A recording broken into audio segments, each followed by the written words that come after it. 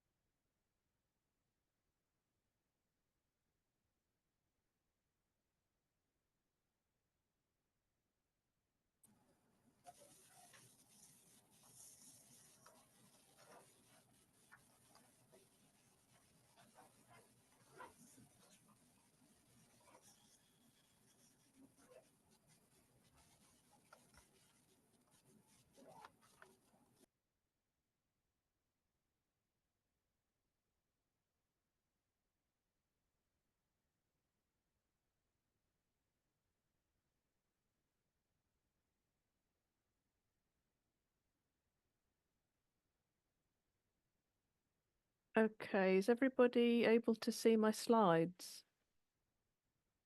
Not yet. Not yet. Okay, I am screen sharing. Don't know why you can't. Let me try again.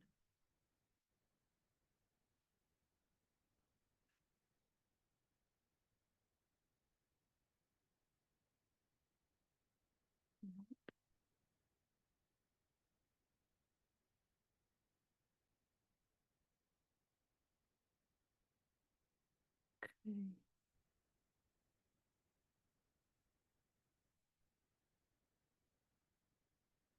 Okay, all right, I've got a thumbs up from Rob. Excellent. Is it working for everyone else? Yep, another thumbs up from Peter. Jolly good. Okay. Just Right. I don't know if it's me, but I don't have difficulties hearing you. So I don't know if you have Okay. Just a second. the volume down or the. I've turned the volume up. Are you able to hear better? Yeah. Yeah, okay, good. It's all the way up. Excellent. I don't want to blast out my voice into your ears, so if it's too quiet, let me know. I will turn things That's up. okay. Remember to put start and end Yep, or start and stop in the chat, okay? good. So Yes, I will. Okay, so we're up and running. No one has to see me on YouTube fumbling about this time, so I will do start and we'll get stuck in. Okay, well, thank you everybody for coming back. I hope you had a nice time away. I just thought I would do a quick recap on chapter 6 because I did it in two halves because it's quite a meaty chapter. It's the introduction to machine learning. So in the first part a few weeks ago, we reviewed some differences between conventional modeling approaches and machine learning and the differences between the two. So you have stochastic models that use probabilities to replicate uncertain outcomes and random behavior, whereas deterministic models will model the spread of an infection under certain conditions, like fixed numbers of individuals, but they don't account for randomness or the sort of uncertainties you might find in reality. And we looked at a compartmental model, a simple SIR model, and a set of ordinary differential equations that are used to compartmentalize people into susceptible, infectious, and recovered. We also looked at parameters and hyperparameters. So parameters, two distinct concepts, but both very important for building models. Parameters are things like in a linear regression, slope and intercept, whereas hyperparameters are external settings of a model that can be redefined or optimized with different types of techniques or Bayesian optimization, which we're going to be going over in this part of the book, in this chapter. So examples might be the sample size or number of trees on a random forest model. So We also, in the last session, fit some basic models to some cholera data. So we looked at a linear model and a generalized additive model, which can be used to model curves or spikes. And we're going to be looking at how to further improve these types of models through the next few slides. So we can start with a simulated epidemic. And this is an extension on the SIR model. So it starts with a question: what happens if an infectious disease has an incubation period, which can often happen with a disease? So you have a number of people who might be susceptible, and then they're exposed, and it may take a while for the infection to take hold in their body, and then they become infected, or maybe not, and they can be recovered or removed. So we're including an exposed component into the SIR model. And the DSolve package is a package that is useful for working with differential equations and creating functions with differential equations. So to define the parameters, we're just going to get straight into the coding on this occasion. So to define the model and the parameters, create a function in the form of a list where beta is the transmission rate, which defines how contagious the disease is, and the sigma, which is the latent individuals becoming infectious, and then the rate of recovery, or gamma. And you define your equations. I think it's always useful to see the kind of mathematical expressions and then how they're represented in code. I think that's always a really good thing to be able to learn and to be good at, and return the derivatives as a list. So those parameters, we start with a population of 1,000 people. The transmission rate here is set to 0.3. Now, this means that if a person's infectious, they can infect 0.3 people per day on average. And then with sigma set to 0.1, if an incubation period is 5 days, for example, that means that 10% of exposed individuals become infectious each day. And the recovery rate, gamma, if the average time to recover is, for example, 10 days, that means 0.05, that's 5% of the infectious population recovers each day. So then we can set some initial values. So from our population, the susceptible will be n-1, 999. One exposed individual, no infectious and no recovered, because we're starting out, and a time vector with a sequence from 0 to 100 days in increments of 1. And the ordinary differential equations function from the package is used to solve these. So these are the parameters that we've set with the initial state and the times. The output is a matrix, so we can have a quick look at the data, the first few rows of the data. As you can see, the time column, 1, 2, 3, 4, 5, and then each of the compartments that we've estimated from the parameters. And to plot that, what we can see here is the 4 compartments. So the S is, as you can see, the rate at which the susceptible population decreases over time. As susceptible people come into contact with infectious individuals, they move into the exposed compartment. The more infectious individuals there are, the faster the susceptible population shrinks. And then from the exposed, this is the rate at which the exposed population changes. So that can depend on a couple of factors. So how many susceptible individuals become exposed and how many go on to progress to becoming infectious. And not everybody will, so it depends.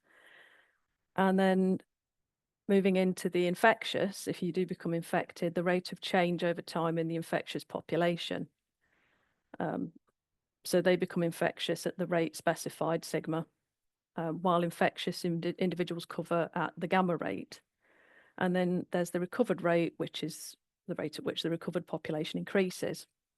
So they either recover or they're removed. Sometimes they could die. So that shows how the four different compartments interact over time using the criteria that we've specified. So now we're going to look at some ways to improve the model, and looking specifically at random forest models. Ensemble methods use multiple learning algorithms to obtain a better predictive performance. So it splits a sample by determining the most probable number of infected individuals using multiple decision trees to enhance the accuracy. And each tree in a forest evaluates different features and criteria to make predictions, combining outputs to form a consensus. So they can be used on classification problems or on regression problems. And I've included a link to a very nice description of how the random forest algorithm actually works, and it's using Python. So if you're into Python, you can try out some of the code and see how it works. But it's a really nice visual diagrammatic approach to explaining random forest algorithms. In R, you can use the random forest package, handily named, to predict the number of new infections and train the model. And so with some simulated data, using the previous data that was created to test the compartmental model, we can add some noise to the data following a normal distribution. And you can see it's the same data frame as before, but with some noise added. And you can then split the data into training sets and testing sets to assess the performance. So setting a seed to make the process reproducible, and then taking 80% of the data into the training set from our simulated data, which is 80 observations, and then the test data takes 21 observations in the final data frame. And then fitting a random forest model to use the number of infections as the response variable. And we can then use predict to on the test set to predict the number of new infections based on the input variables.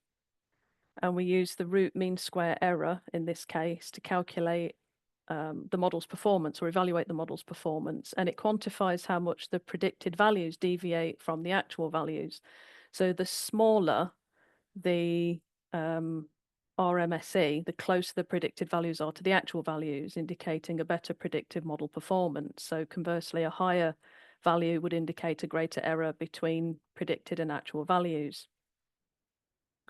So what this tells us is, with the data that we've tried, the predictions deviate from actual values by an average of 5.06 new infections.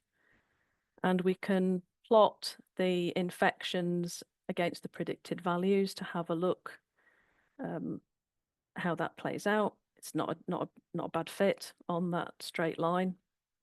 But we can also look at the observed and estimated values against time, and you can see that there's a much better fit of the data in terms of the curvature of these points.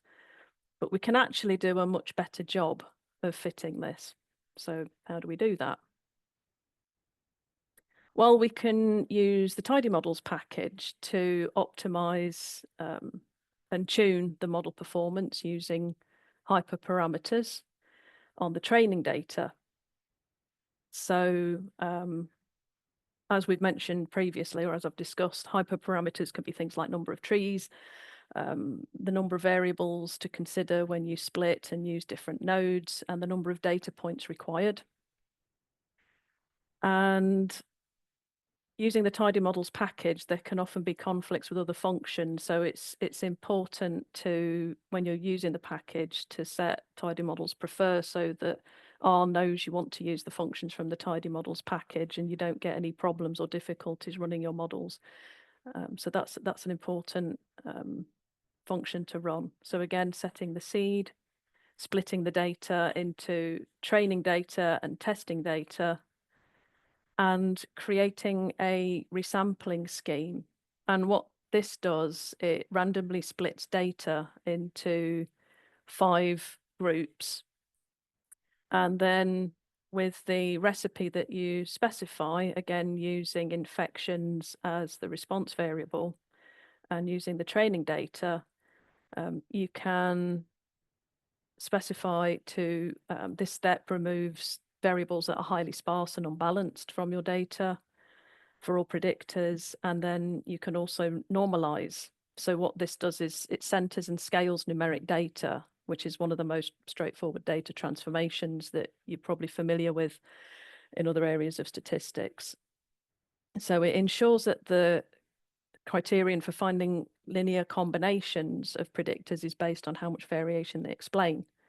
So it improves numerical stability. And then in the random forest model from the parsnip package, this defines a model that creates a large number of decision trees, each independent of the others. And the final prediction from this sort of model uses all the predictions from individual trees and combines them. And it can fit classification, regression, and other types of regression models, censored regression models. There are 3 tuning parameters available, 2 of which are used here. So the number of trees, the default is 500. You can specify what you want. And then the minimal node size, it depends on the mode that you use. So for regression, a value of 5 is the default. And for classification, it would be 10. So I think just to have a quick look, just a quick recap of Bayes theorem, just to review, because it's important for Bayesian optimization before you go into that step. So this is sort of a basic Bayes theorem that you might have seen in your probability classes or probability courses. So this is a conditional probability. So the probability of event B occurring given that A is true. It's also known as the posterior probability of B given A. And the probability of A is another conditional probability. So it's the probability of event A occurring given that B is true, but it can also be interpreted as of the likelihood of B given a fixed A. And then these are individual probabilities of observing B and A respectively without any given conditions, known as prior probabilities and marginal probabilities. So that's just a basic sort of recap of Bayes' theorem and how it can be applied into Bayes optimization, but there's a lot more to it than this. And I've included some additional references in the slides to other reading materials that can be helpful if you need to brush up on this, or if you've never done it before and you need to recap and learn some of these things.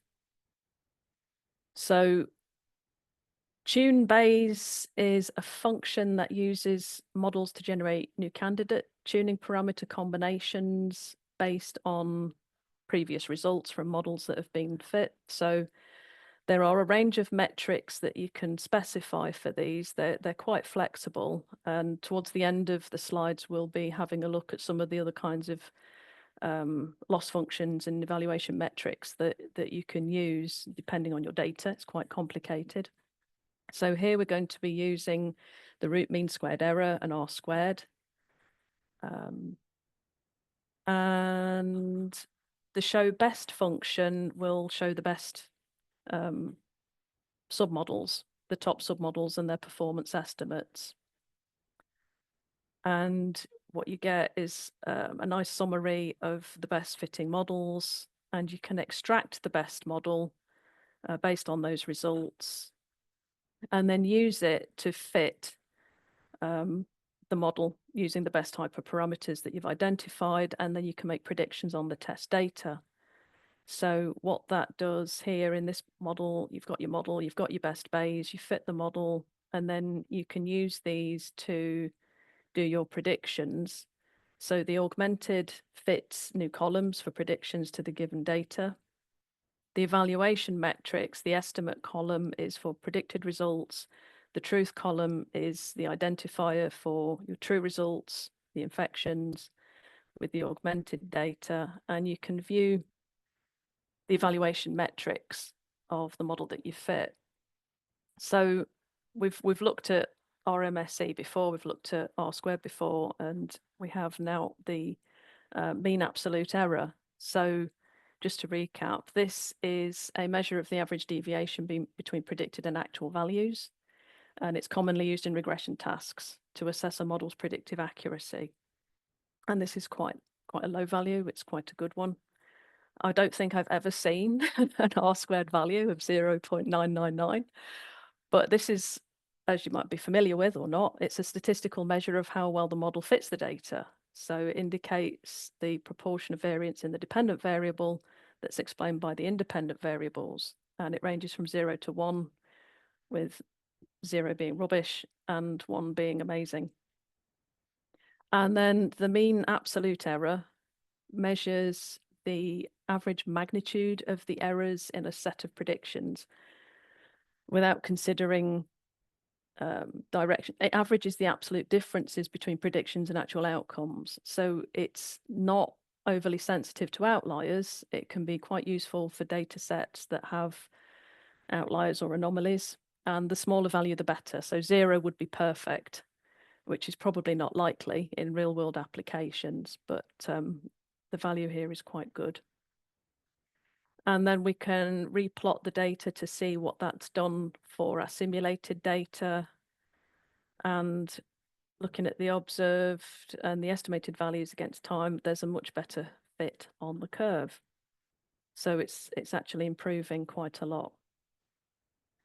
Now, this is where we kind of get to the point where my own mathematical knowledge is stretched, which is a good thing. It's a good thing to be challenged. I think this is where learning happens. So I think if you have a decent understanding of probability distributions, normal, binomial, gamma for right skewed data, I think that can stand you in good stead for then progressing on to these more complicated things. But I think it would help also to understand things like Taylor series and sequences. So if you're not familiar with those, it's good to read up on them and learn about them. Delving into Bayes' theorem as well is incredibly useful to understand the relationship between prior and posterior distributions and how they interact. And also principles of Markov chain Monte Carlo sampling. Fortunately, a lot of these things I think are quite easy concepts to understand in principle, without delving deeply into the mathematics of them. They can be quite good just to understand probability. So I think it helps to have that kind of background. Otherwise, I think you can sort of easily get lost. So I think the getting onto the integrated nested Laplace approximations for me is a relatively new thing, but it's really interesting to see what you can do. So let's have a look. Now, there's a scenario presented in the book, the epidemic over 100 days, based on temperature level and the number of cases simulated with a random Poisson distribution because it counts. And so the model we're going to use is the Inler model, and it's a deterministic algorithm using Bayesian principles, inferences, and can be useful for fitting generalized additive models where you have curves and you need to calculate splines that fit the curves more accurately. And it can be used as an alternative to Markov chain because it's computationally faster to run. These kinds of models are complicated. They can be a lot faster to run, and they can approximate events quite accurately. So the Laplace approximations are good for repeated model fitting. And they're also good where you've got nonlinear relationships between predictors and responses. So with Inler, all of your GAMS components, which we covered in a previous section of this chapter, the components are treated as random effects with specific prior distributions. And the smoothness of each of those effects is controlled through the hyperparameters, which Inler will estimate from the data. And then you fit the model using the Inler function, which we're going to do. And as I mentioned, it's fast and quite efficient to estimate posterior distributions of model parameters, so predictions and outcomes. And I've added some additional reading from the RINLA website. It has tutorials and examples and quite a lot of background information that's really very handy and useful. And also there's a gentle tutorial that somebody has written who's coming from an applied stats background and had to use these kinds of models for their PhD and struggled to find easy accessible information about what they are and what they do. So she's very handily written one, which is very nice reading and very useful to go through. So I've posted those links there. So you need to install the package and it might take a while. So you might want to have a cup of tea or go for a walk for a bit. I mean, my machine's not top spec, but it's not old and slow. So it did take some time. So we create some sample data with temperature following a normal distribution and the cases of Poisson distribution. And we can have a quick look at those data. So days, temperature, and numbers of cases. And we create the number of cases as a function of time or day using a random walk model. And a random walk model assumes that the values of the response variable are correlated with their neighbours. So it creates a smooth continuous effect over time. And temperature is modelled in a linear way. You fit the model with the inler function using a Poisson distribution, and you can show the estimated coefficients for the fixed effects of the model, including intercept and effective temperature. So these estimated coefficients represent the average effect of each predictor on the response variable, accounting for the nonlinear effect of time and the linear effect of temperature. So you can also see there are standard deviations and quantiles, the mode, and this column KLD, which represents the symmetric callback and Leibler divergence, which is a measure of how much a model probability distribution is different from a true probability distribution. So I've added a link in there to the original paper from which this measure has been produced. So that's quite a nice paper if you want to read in a bit more. And so those predicted cases can be extracted and plotted using the lower and upper confidence, the lower and upper quantiles. And what this shows, so the shaded area represents the 95% interval around the mean estimate, with the blue line showing the number of cases over time. And it's done a pretty decent job of capturing the nonlinear trends in the data, I think. I mean, incredibly nifty what you can do. I've also included a link for the recommended reading, some additional information, chapter 3, the R-INLA package from an R book, Geospatial Health Data, Modelling and Visualization with R-INLA and Shiny, with some fantastic examples and some really good information about well, specifically health data, so different types of diseases, health conditions, and how to model and visualize things, and using Shiny as well. And there's a really good explanation of how to apply and use these sorts of models with different types of data sets. So that's another piece of information that's worth looking at. And then finally, I'm not going to go into all the mathematics of all these different types of measures because they can be quite complicated. It depends on what your data are. So the complexity sits with what type of data you have, what data types are you working with. But you generally have loss functions, evaluation metrics, and public health loss functions to evaluate performance of models and to use to optimize your models. So loss functions tend to measure discrepancies between predicted outcomes and actual values. So we saw things like the mean absolute error. So your selection of these things depends on the characteristics of your data and the applications of your model, and are often used during training processes to optimize parameters. So if you're predicting if you want to predict precise values, if it's critical and your data range is wide, mean squared error might be appropriate. So, or for models where prediction scale is logarithmic or data contain many outliers, you might want to use the mean absolute error. So it also depends on, whether you've got regression or classification, categorical data or continuous data. And then for your evaluation metrics, what these do, they measure how well the model's predictions align with actual outcomes. So things we've seen in this case, the examples with regression, using the root mean square error, the R squared and the adjusted R squared.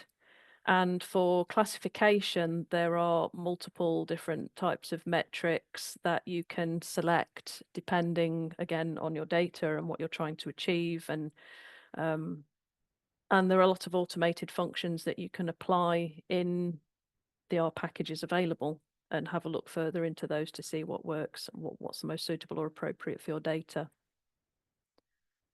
And then finally, public health loss functions.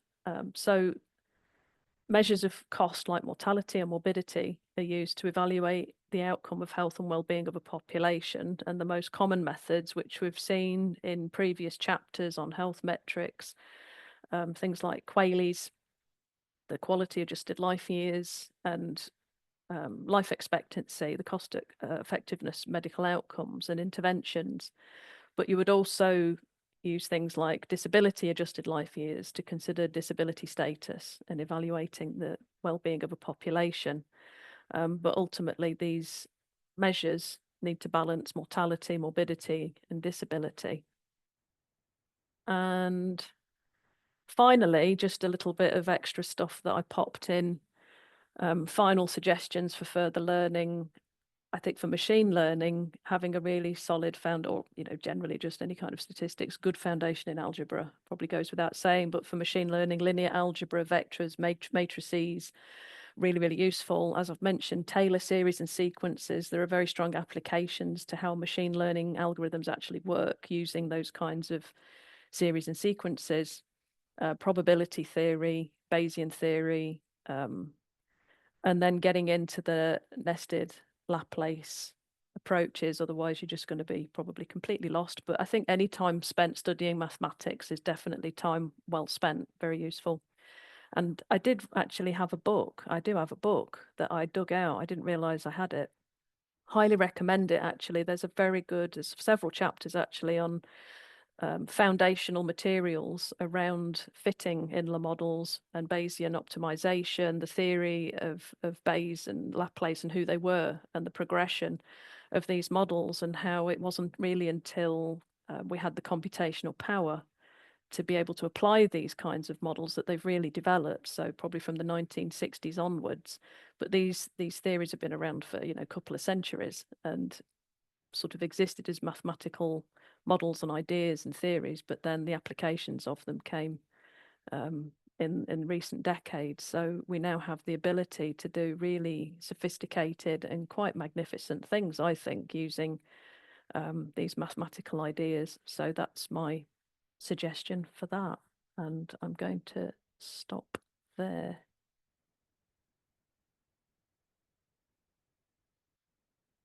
So can you put the link in the chat? Sorry, I missed that. Which link? I got lost in my slides.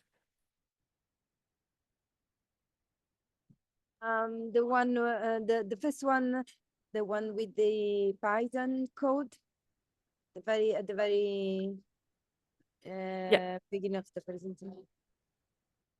Okay, I will push all these slides to the GitHub. I will be doing a pull request. I will do a pull request so that there will be a copy of these available on GitHub. Maybe not today, but over the weekend, I'll get them tidied up and send them. So all the links will be available to anybody who wants to access the book.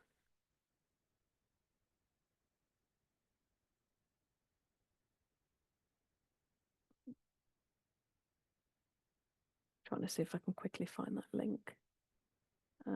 So was it the graphical description? I don't know. I'll do a pull request and then everybody can see the link. So are there any questions or any comments or any corrections. If I've mistaken something or misunderstood something, please shout so I can update my notes to make sure I get it right. Rob. So yeah, I guess it's a bit more of an observation than a question. But yeah, firstly, thanks for that, Chantal. Was really good. I suppose the thing that struck me as we were going through the material was there's a lot of stuff about like tuning parameters and hyperparameters and getting, you know, wringing out those last few percentage points of R. And I suppose the obvious issue for that is like, at what point do we get to where the risk of overfitting the data is greater than the benefits to yeah, like fitting historic data is better, but our predictability for future data is worse. And I guess in the context of infectious diseases, where, you know, the next outbreak is going to be, you know, probably a different variant, or like have in a different country or different situation where the parameters are always going to be a little bit different. What are, you know, are there really that many benefits from, you know, getting those last few percentage points of accuracy in the historic data, if the future scenario is just going to be inherently different?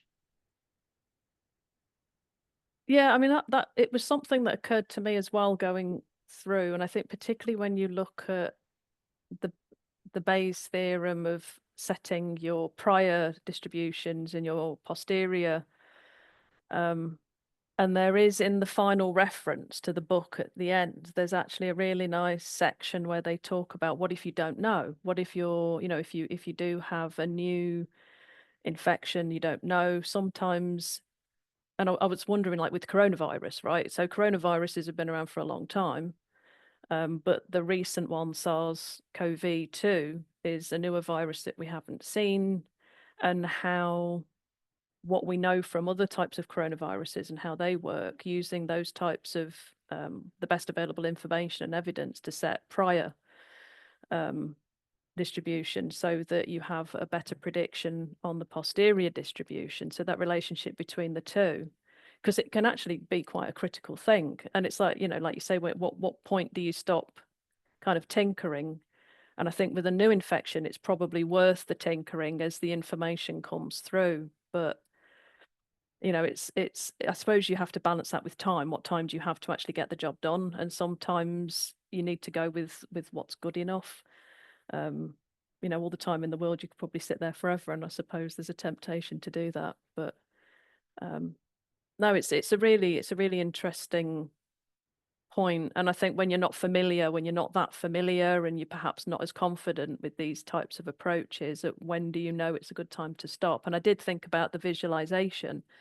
You know, you can actually see there's a point where the fit looks quite nice, where the curve and the fluctuations and the peaks and the troughs, it's sort of just, you know, you get to a point where you think actually that's quite reasonable.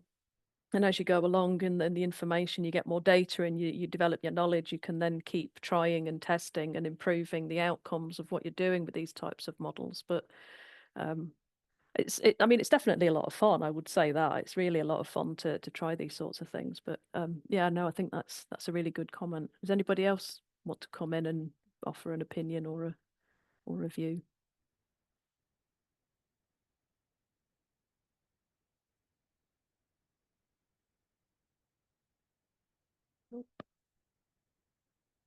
Any other questions, comments?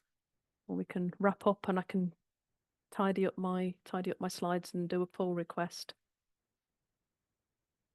And you can all go away and read all these wonderful references and look at all these brilliant links. No, they're a lot of fun. Honestly, there's some really good material information, but it's the kind of thing you do have to be quite careful and think you know, about your model. And like at the beginning of the chapter, start simple, start really, really simple, and gradually just build up and take that iterative process and check as you go what you're doing and the accuracy. And I think having other people to look at it and query what you're doing and question it as well can really help, having a community of other people who know things.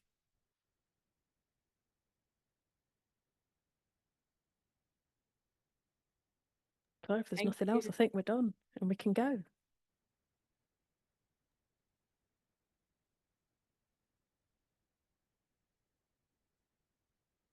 Okay, great. Thank you very much. So I'll see you next week with Rob Williams telling us about Yay. chapter 7. Yeah.